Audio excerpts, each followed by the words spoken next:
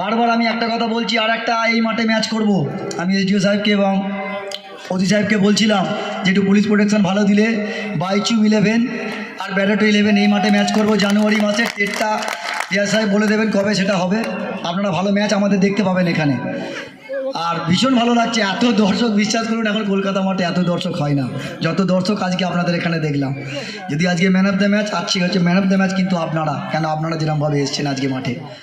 খুব ভালো লাগছে আজকে আমার এখানে, কারণ আমার আরও ভালো লাগবে যদি এখানকার কোনো ছেলে করে একাডেমি থেকে যদি দেশের জার্সি পরে, স্টেটের জার্সি পরে, সেটা কিন্তু আপনাদের পাওনা।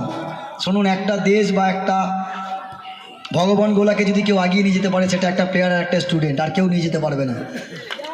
আমরা দুদিন আগে মেসির সঙ্গে ম্যাচ খেলেছি, আপনারা জানেন কি হয়েছে।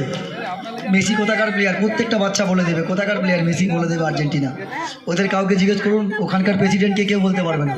মানে ফুটবল খেললে কোন লেভেলে যাওয়া যায় বুঝতে পারছেন। 1 দশক আর 1 দশকের হাফ